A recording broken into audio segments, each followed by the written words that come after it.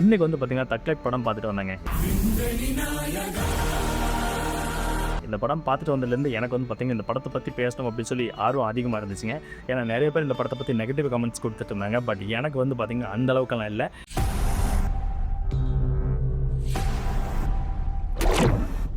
எனக்கு இந்த படத்தை வந்து ரொம்பவும் பிடிச்சிருந்துச்சி. என்னென்ன விஷயங்கள் பிடிச்சிருந்துச்சி, எப்படி இருந்துச்சு அப்படின்னு சொல்லி மறக்காமல் இந்த ரிவ்யூ வீடியோவில் நான் சொல்கிறேன். நீங்கள் இதுக்கு முன்னாடி நம்ம சேனல் சப்ஸ்கிரைப் பண்ணாமல் இருந்தால் மறக்காமல் சப்ஸ்கிரைப் பண்ணிக்கங்க. நீங்கள் பார்த்துருக்க தேர்ட் மந்த் சினிமாஸ்.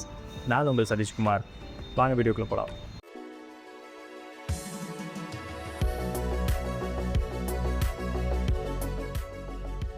ஆக்சுவலி இந்த படம் வந்து பார்த்தீங்கன்னா ஒரு செக்கச்சிவந்த படம் மாதிரியாக தாங்க இருக்குது. கிட்டத்தட்ட வந்து ஒரு ரிவெஞ்ச் ஸ்டோரி. அண்ணன் தம்பிக்குள்ள நடக்கக்கூடிய கதை, அதுக்கப்புறம் வந்து பார்த்திங்கன்னா அப்பா பிள்ளைக்குள்ள நடக்கக்கூடிய கதை, இந்த மாதிரி தாங்க போகுது. நாயகனுக்கு அடுத்து யோசிச்ச கதை இதுதான் அப்படி மாதிரி சொல்லியிருந்தாரு. நாயகன் மாதிரி கண்டினியூட்டியாக வரும் அப்படின்ற மாதிரி தான் எதிர்பார்த்தோம். பட் இந்த படத்தில் வந்து நிறைய ட்விஸ்ட் அண்ட் டர்ன்ஸ் இருந்துச்சு. நீ என் உயிரை காப்பாற்றுருவேன். நிறைய பேர் வந்து படம் பார்த்துட்டு வந்து பார்த்தீங்கன்னா படம் பாட்டு மொக்கையாக இருக்குது, நல்லாவே இல்லை அப்படின்னு சொல்லி நெகட்டிவ் கமெண்ட்ஸ் நிறைய கொடுத்துட்டு இருந்தாங்க. பட் எனக்கு வந்து பார்த்தீங்கன்னா கம்ப்ளீட்லி எனக்கு வந்து சாட்டிஸ்ஃபைடாக இருந்துச்சுங்க. எமங்கிட்ட இருந்து என்ன மீட் எடுத்துவேன். ஃபஸ்ட்டு ஸ்டார்டிங் வந்து கேரக்டர் ஆர்டிஸ்ட் இருந்து பார்க்கலாம். இந்த படத்தில் முக்கியமான ரோல் வந்து கமல்ஹாசன் நடிச்சிருக்காரு. அதுக்கப்புறம் பார்த்தீங்கன்னா சிம்பு, இவங்க 2 பேர்த்துக்குள்ள நடக்க கதை தாங்க. அதுக்கப்புறம் அதிராமி வந்து கமலோட ஒய்ஃபாக நடிச்சிருக்காங்க. அதுக்கப்புறம் ஐஸ்வர்யா நடிச்சிருக்காங்க. அதுக்கப்புறம் நம்ம அசோக் செல்வன் நடிச்சிருக்காரு.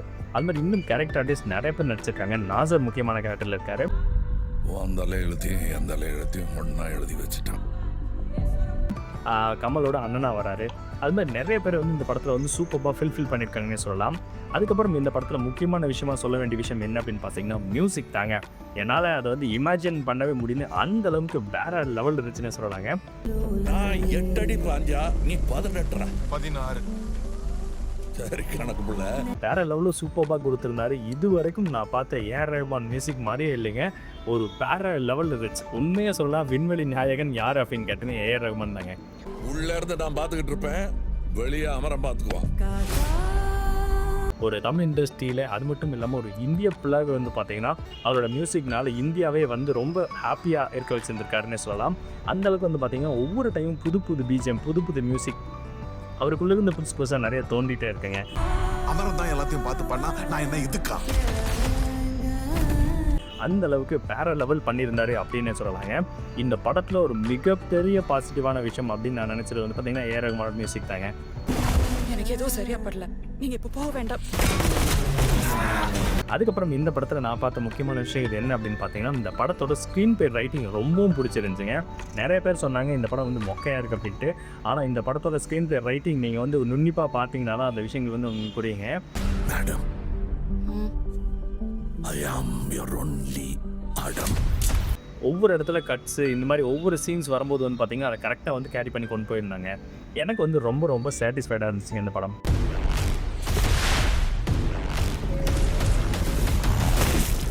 இப்போ நம்ம ஒரு தேட்டருக்கு போயிட்டு நம்ம வந்து ஒரு சாட்டிஸ்ஃபைடாக ஒரு 200 ரூபாய் கொடுத்து ஒரு படம் பார்க்குறோம் அப்படின்னா அது எந்த அளவுக்கு திருப்திகரமாக இருக்குது அப்படிங்கிறதான் இந்த விஷயம். எனக்கு வந்து உண்மையிலுமே நான் கொடுத்த காசுக்கு ஒர்த்தாக இருந்துச்சு அப்படின்னு சொல்லலாம். அது மட்டும் இல்லாமல் இந்த படத்தோட ப்ளஸ் அண்ட் மைனஸஸ் பார்க்கலாங்க. அவர் நம்ம வீடு தேடி வராது, நாம தான் கையில் எடுத்துக்கணும். இந்த படத்தோட ப்ளஸ் அப்படின்னு நான் நினச்ச நிறைய விஷயங்கள் என்ன அப்படின்னு பார்த்தீங்கன்னா ஆல்ரெடி சொன்ன மாதிரி ஏஆர் ரஹ்மானோட மியூசிக் வேறு லெவல் பண்ணிட்டாரு. அதுக்கப்புறம் எனக்கு ரொம்ப பிடிச்சது சிம்புவோட நடிப்புங்க. கமல் சாரை பற்றி எல்லாத்துக்குமே தெரியும். ஆனால் வந்து சிம்புவோட நடிப்பு இந்த படத்தை வேற லெவலில் இருந்துச்சு.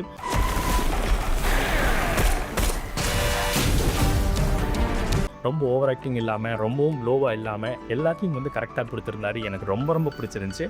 த்ரிஷாவோட கேரக்டரும் ரொம்ப சூப்பராக இருந்துச்சுங்க. அவங்களும் அவங்களோட நடிப்பை கரெக்டாக காட்டியிருந்தாங்க. பட் கதையோட ஸ்டோரி லைன்ஸ் பார்க்கும்போது வந்து பார்த்தீங்கன்னா இந்த படத்தில் வந்து பார்த்தீங்கன்னா கமல் சாரை விட சிம்பு தான் பெஸ்ட்டாக பண்ணியிருந்தார் என்ன கேட்டால்.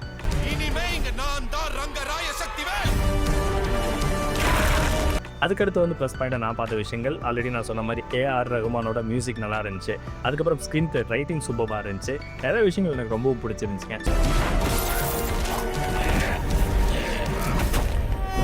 ஸ்டோரி டெல்லிங் வந்து ரொம்ப சூப்பராக பண்ணியிருந்தாங்க. நெகட்டிவாக பார்த்த விஷயங்கள் என்ன அப்படின்னு பார்த்தீங்கன்னா எனக்கு வந்து இந்த விஷயத்தில் நெகட்டிவாக பார்த்த ஒரே ஒரு விஷயம் ஸ்டோரி தாங்க. ஸ்டோரி வந்து பார்த்திங்கன்னா ஒரு ஒன்றுக்காக இந்த மாதிரி அப்படிங்கிற மாதிரி போகுது. இப்போ த்ரிஷாக்காக இவர் ஆசைப்படுறாரு, ஒய்ஃப் இருக்கும்போது த்ரிஷாக்காக ஆசைப்படுற விஷயம், அந்த த்ரிஷாக்காக நம்ம சிம்பு ஆசைப்படுற விஷயம், இந்த மாதிரி விஷயங்கள்லாம் கொஞ்சம் எனக்கு வந்து செட் ஆகாத மாதிரி தோணுது. இது எவனுக்கும் எனக்கும் நடக்கிற கதை. பட் வந்து பார்த்திங்கன்னா அதை வந்து ஒரு கதையை உள்ளே கொண்டு வராங்க. பட் ஓகே அப்படிங்கிற அளவுக்கு இருக்குது. பட் மற்ற விஷயங்கள் எல்லாமே ரொம்ப சூப்பராக இருந்துச்சுங்க. இந்த கமலுக்கும் அபிராமி அவங்களுக்கும் நடக்கக்கூடிய லவ் ஸ்டோரியெல்லாம் சூப்பராக காட்டியிருந்தாங்க. எனக்கு ரொம்ப ரொம்ப பிடிச்சிருந்துச்சு. நீயா நானா? அப்புறம் ஐஸ்வர்யாவுக்கும் சிம்புக்கும் அண்ணன் தங்கச்சி சென்டிமெண்ட் அது சூப்பராக காட்டியிருந்தாங்க. எனக்கு அந்த மாதிரி விஷயங்கள் எல்லாமே ரொம்ப பிடிச்சிருந்துச்சுங்க.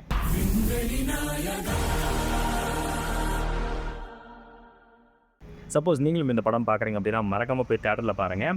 அது மட்டும் இல்லாமல் இதே மாதிரி இன்ட்ரெஸ்ட் நிறைய விஷயங்கள் தெரிஞ்சுக்கணும் அப்படின்னா மறக்காமல் நம்ம சேனலை சப்ஸ்கிரைப் பண்ணிடுங்க. மீண்டும் ஒரு அடுத்த வீடியோ சந்திப்போம். அது வரைக்கும் கலாபு பாய்.